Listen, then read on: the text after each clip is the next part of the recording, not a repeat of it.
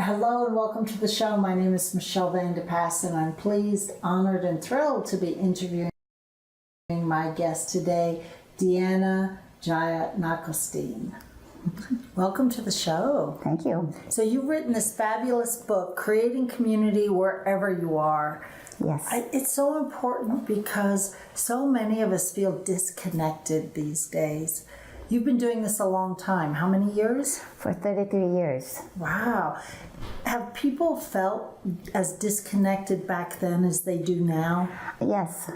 Really? I think so, yes. So, what makes us feel so disconnected from our communities? I think it's the way we've structured our community. We're all living in little houses, all separate, and particularly in big cities, people feel disconnected from each other. They don't pass each other in the street and don't have people to connect to each other.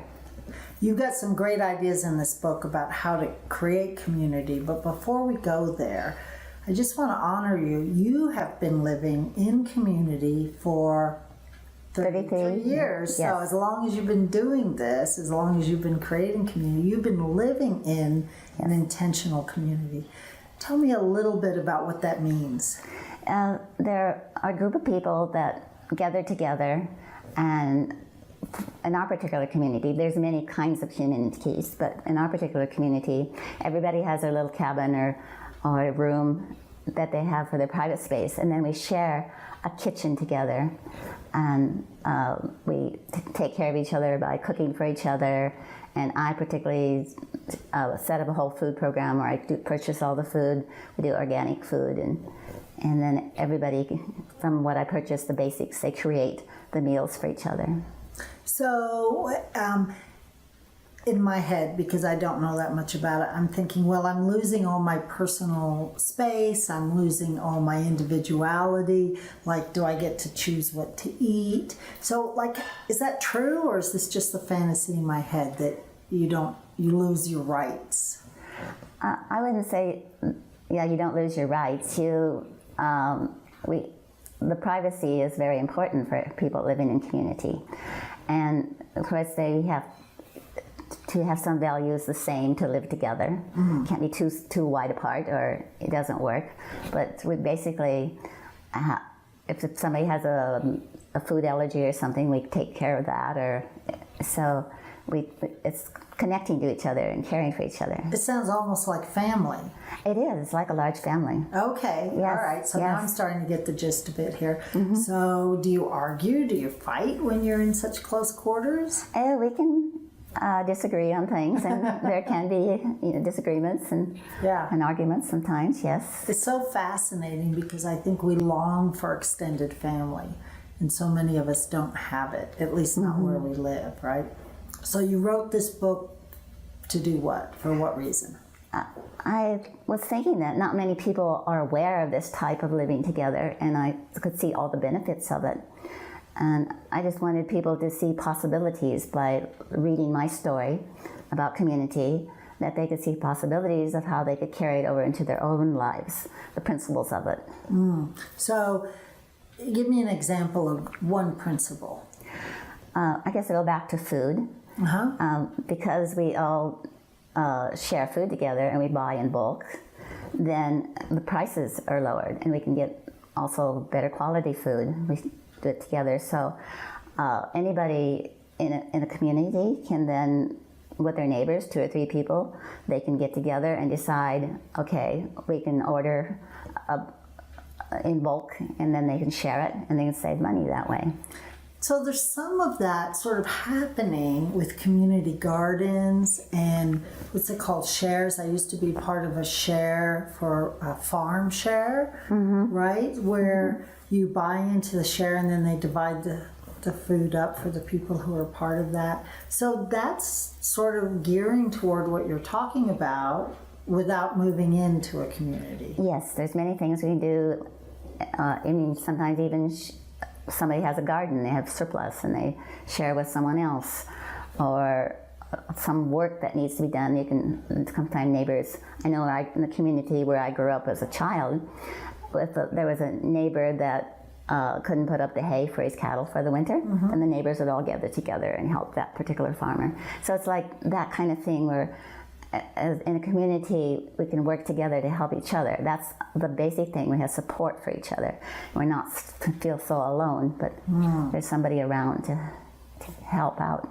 Nicely put. Yeah, I think that's what we all really yearn for. So how do you start? I mean, you live in a neighborhood, you don't know your neighbors, you don't, maybe you're in a big apartment building, you don't know anybody, you're busy, you're off to work. Like, how do you start building this relationship with your neighbors? Think of something that you were thinking about, you value together, maybe children. You can see your neighbor and the way I think you approach it, first of all, just saying hello to your neighbors and just being friendly.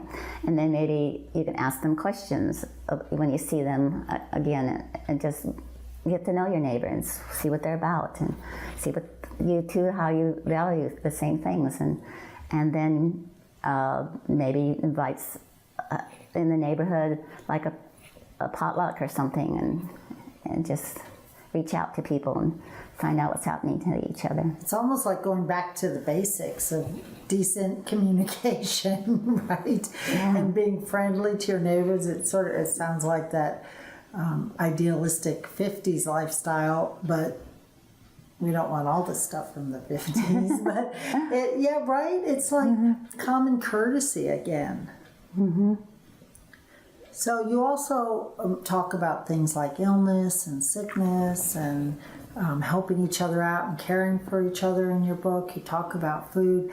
You started a school. Yes. So let's go there, because I think parents, especially of young children, crave community because it's so important. It does take a village, and it is helpful if you know the parents of the other children your kids are around. So what motivated you to start a school, and can you tell us a little bit about how that creates community? I had taught for 19 years in the public school system and decided that I wanted to do something else for a while. So and then I had the idea of starting a school because I love being with children, and it was so exciting to be able to build a school around the ideas that I had that I gathered over the years. And so there was, with another lady was helping me because she knew the families and the children, and so we just came together and brought a school together, and it was like magic. It was so fun, and it was like a little community with the parents and the children, and it was right in the community where I was living. I had the school, so it was right there, and it was really a fun time. Are you worried at all, or do you buy into this fact that we need to protect ourselves, that the world's a dangerous place? We can't be talking to our neighbors like, you never know who's living next door, right? There might be crazy people living next door. Do you address that in your thinking and your teaching about creating community? It's not really addressed in the book. I can hear your concern. It's not a concern of mine. I mean, of course, we always have to discriminate. I mean, if you live by someone and you hear lots of screaming or something, you might not want to associate with those people. And it's what I say in my book. We don't have the liberty of who we live next door to usually in communities. So people are all mixed up. So we really need to be open, because our world kind of depends on that we connect with each other and that we find peace with living them. And so, I hear your concern, and there's some discrimination, but mostly there's everybody, when you get to know them, is really wonderful. So it's kind of back to common sense again. Yes. It is, and getting to know your neighbor a little bit. What other tips do you have for somebody who is like moved into a new neighborhood and wants to start creating community where they are? What tips do you have?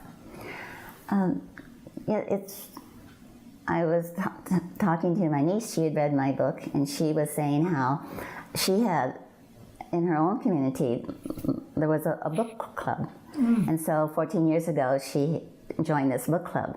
and they formed a really close-knit relationship, and so they had a real community there. So you can look at one's own interests and find what's happening in the community and connect that way. So that's a good way, or as I say, sometimes school families or